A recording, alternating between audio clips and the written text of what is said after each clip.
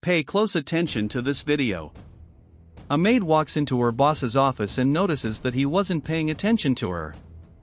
She then sits down at her boss's desk, where there were some banknotes, and with some ribbons that were on her dress, manages to get the bills for herself. At this point, another man enters the room and says it's time for the boss's meeting. The maid then says that she would leave as she went to her boss's office just to clean her up, but the man says that she needed to stay there as she was missing some notes on her desk. He says that neither of the two would leave that room without him knowing what had happened. The employee says he hadn't done anything wrong, and the maid says she hadn't taken the money either. She said that her boss might not have counted the money on her desk properly and that he should have paid more attention to it. He says he hadn't been wrong and wanted to be money, but she said she wouldn't let him search her. He then tells her that she was guilty as she was not cooperating. The employee says that his boss could search him as he had done nothing wrong. The man then said he was going to search his employee, and when he finishes, he realizes that his employee didn't have the money. He then says that apparently, the employee had not taken the money and asks the employee to search the maid.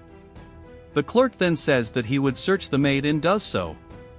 She is apprehensive about this, and when the employee finishes, he says that the maid had not taken the money. The boss asks if he was sure about that, and the employee says yes. She then asks her if she could leave, but the man says that neither of the two would leave that room without him getting his money back. He said it was going to be money back, but the clerk says that neither of the two had taken the money from his boss. The boss then says that if they didn't say anything, he would call the police to arrest the two. He said he was going to count to 3, so that someone would confess, and at that moment, some bills fall off the maid's dress. The boss says the employee had told her she hadn't taken the money and that he was disappointed in both of them because of it.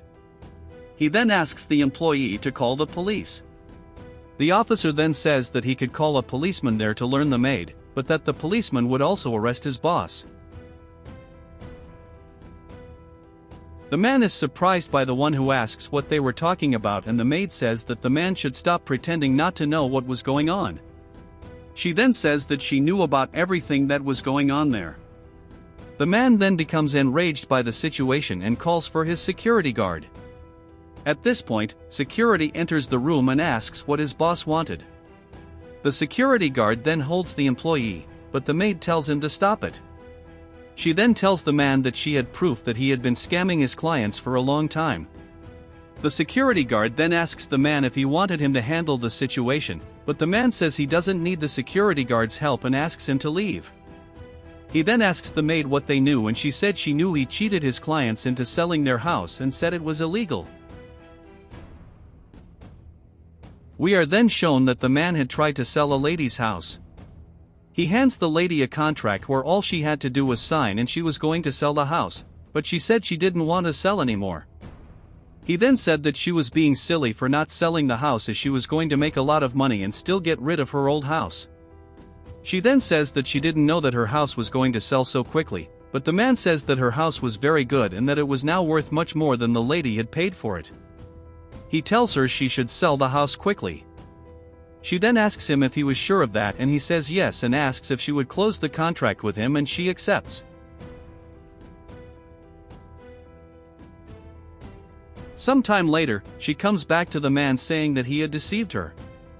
He then tells her that he didn't know what she was talking about and asks her to leave that house, but she said that this was her house and that she would not leave. He then tells her that the house was no longer the woman's and tells her to leave. She asks him what he was talking about, and he says that the contract she had signed gave him the right to keep that house. The employee then tells his boss that it was a really bad thing to do to other people and that he should feel ashamed. The maid then asks if she could call the police, but the man tells them to wait as he has a proposal. They then ask what the man's proposal was, and then the man reveals that he wanted the two of them to hand in a letter of resignation, and that for that he was going to return the house to them. He said that this way, no one needed to know about it anymore, and they accept it. Sometime later, the man hands them the money and says he would keep a share.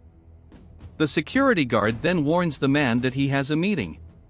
When the man turns around, then he was no longer paying attention to the money. The employee takes the money that belonged to the man and hides it inside a briefcase.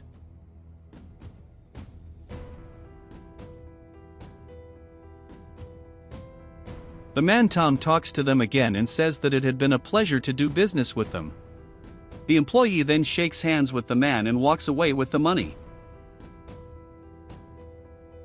When they leave, the man tells him for his safety that he could leave as he was going to settle some matters.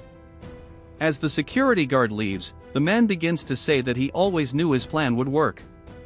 He then sits down in his chair and opens the briefcase, but at that moment he realizes that there was nothing in the briefcase. He then becomes furious, unsure of where his money might be. Some time later, the clerk and the maid were together with the lady. They then tell her that they had a surprise for her and reveal that they had bought the house. She is surprised to hear that her house had been bought by them, and the woman says that they got the money to buy the house again for her grandmother. The man says they were very happy to have been able to buy his grandmother's house for her. The lady said she was very happy for what they were, the best grandchildren anyone could have. The woman then says that she was happy that she was able to buy the house back for her grandmother and that they knew that this house meant a lot to their grandmother. The lady hugs her grandchildren and tells them that she loved them very much.